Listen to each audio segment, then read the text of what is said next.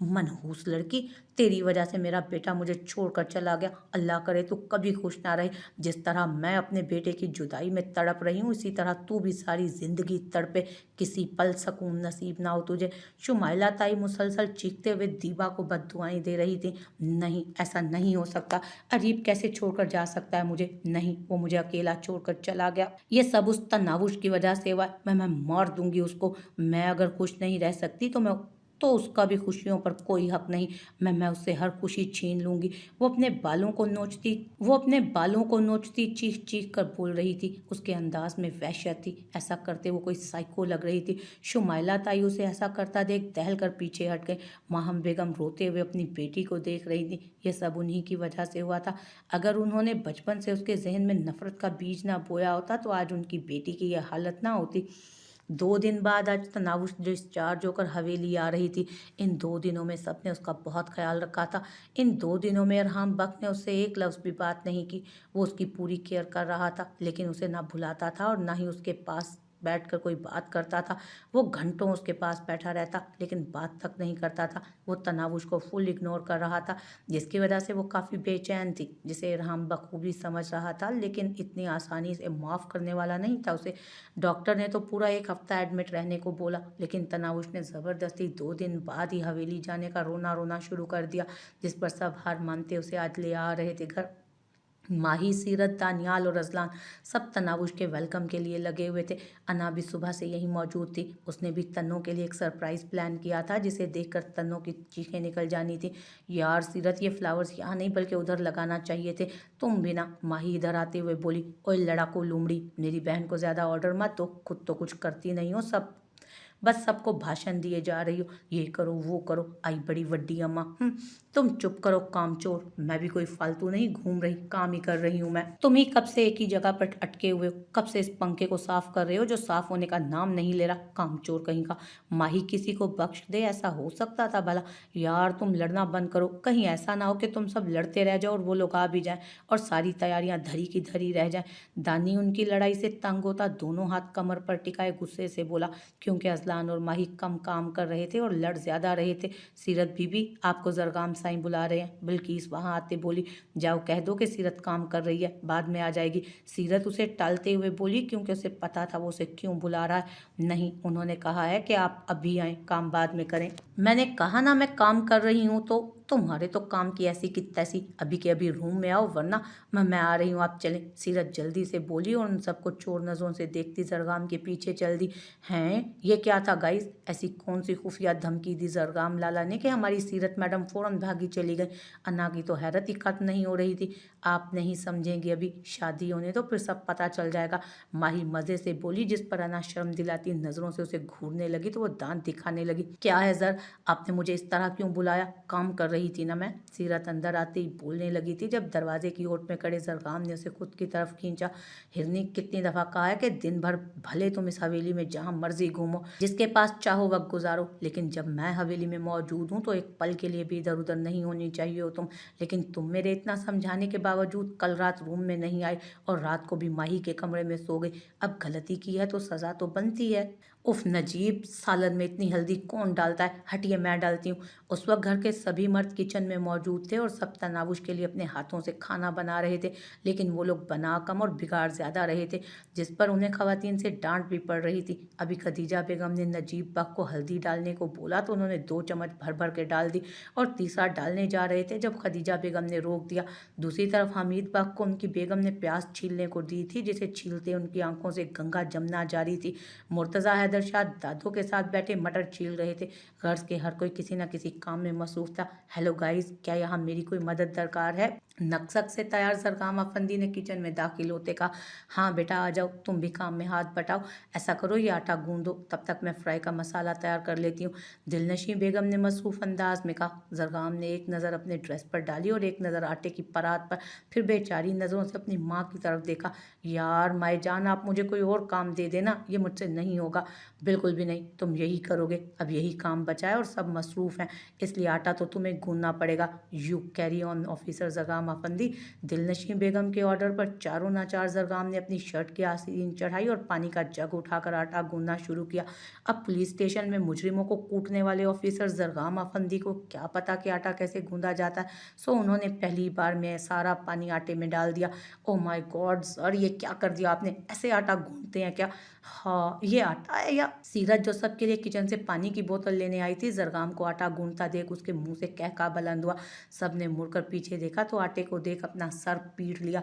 उफ, किस नाड़ी को ये करने का कह दिया। जरगाम पुत्र, तुम सिर्फ मुजरिमों की पटाई कर सकते हो, ऐसे काम करना तुम्हारे बस की बात नहीं है, रहने दो तुम। ये तुम्हारे मामू लोग भी बाहर जाएं, इनसे भी कुछ नहीं होगा, कर लेंगे हम सब खुद। जिस पर वो सबकी जान बची तो लाखों पाए के मिस्ताक वहां से फौरन निकल गए।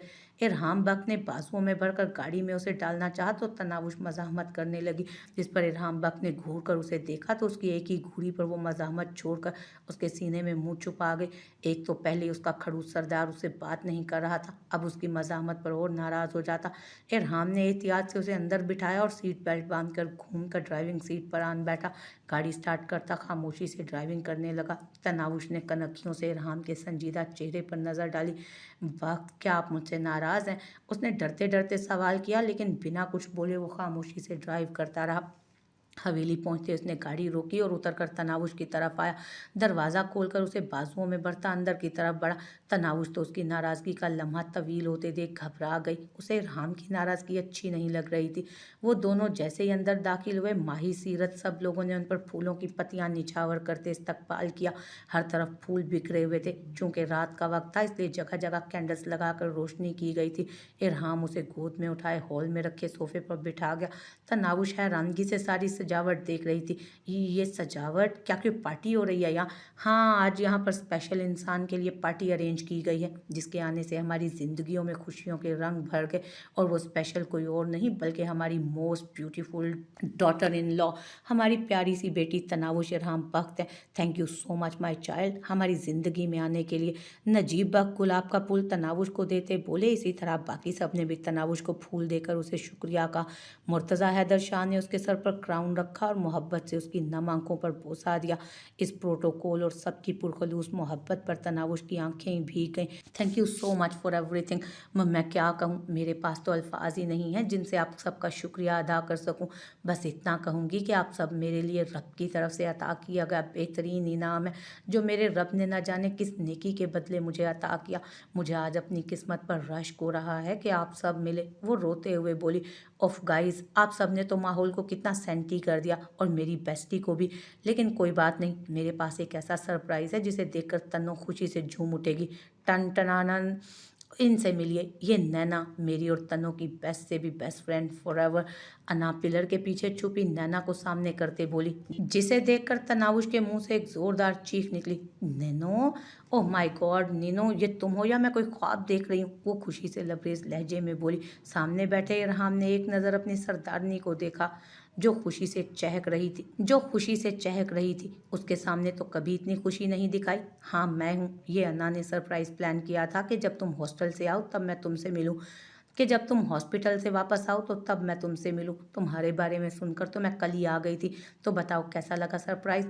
बहुत बहुत बहुत अच्छा, वो चहकती हुई बोली। उसके चेहरे पर छाई खुशी वहां मौजूद हर किसी को भली लग रही थी। अब बारी है केक कट करने की, मुझे तो बहुत भूख लग रही है, जल्दी काटें परी।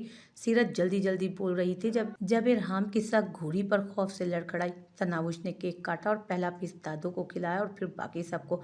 इरहाम को खिलाते उसके हाथ कांप रहे थे, लेकिन सबके देखने पर जल्दी से खिलाकर हाथ खींच गया। अचानक साउंड सिस्टम में धीमे सिरों से म्यूजिक ऑन हुआ। सबने काफ़ी एंजॉय किया। रात काफ़ी ज़्यादा हो गई थी, इसलिए सब अपने कमरों में चले गए। मुर्तज़ा हैदर शाह ने तनावुश को उसके रियल फादर के बारे में बताना चाहा, लेकिन उसने मना कर दिया कि वही उसके बाबा हैं और उसे किसी और बारे में जानने की ज़रूरत नहीं। तनावुश को लाकर इरहाम ने बेड पर बिठाया और उसकी दवाएं निकालकर हाथ पर रखी, जिसे उसने खामोशी से खा लिया। पानी का ग्लास उसके होंठों से लगाया तो वो पीने लगी। उसकी नज़रें इरहाम के संजीदा चेहरे पर टिकी थी। उसे लिटाकर इरहाम ने उस पर कंबल डाला और उठकर जाने लगा। जब हिम्मत करती तनावुश ने उसके हाथों को पकड़कर जाने से रोका। "बख्त, आप मुझसे नाराज़ हैं क्या? प्लीज़ बख्त, मुझसे बात करें। मैं आपका गुस्सा और आपकी नाराज़गी, आपकी नफ़रत सब सह सकती हूँ, लेकिन आपकी खामोशी नहीं। प्लीज़ बख्त।" वो अचानक इरहाम के गले लगती शिद्दत से रो दी। उसे इरहाम की बेरुखी बर्दाश्त नहीं हो रही थी। उसे इतनी बुरी तरह रोता देख इरहाम बौखला गया और बस नाराज़ होने का नाटक कर रहा था। वो तो विश मेरी तरफ देखें, रोना बंद करें। मैं आपसे नाराज़ नहीं हूँ और ना ही ज़िंदगी में कभी हो सकता हूँ। बस मुझे आपका प्रैंक करना पसंद नहीं आया। भले वो मजाक था, लेकिन आप चंद लम्हों में मेरी रूह उधेड़ कर रख चुकी थी। ज़िंदगी में कभी मैं खौफज़दा नहीं हुआ, लेकिन आपने मुझे डरा दिया था, और वो भी बुरी तरह। मैंने मजाक किया था। आई नो विश के वो सब मजाक था। आपके मामले में मेरा दिल बहुत कमज़ोर है। वो ऐसे मजाक अफोर्ड नहीं कर सकता। आइंदा एहतियात कीजिएगा। वो तनावुश के दोनों हाथों को पकड़कर तकिए से लगाता घटा की तरह उस पर झुका। कुछ दिनों बाद आज बख्त हवेली में जश्न का सा समा था। पूरी हवेली को दुल्हन की तरह सजाया गया था।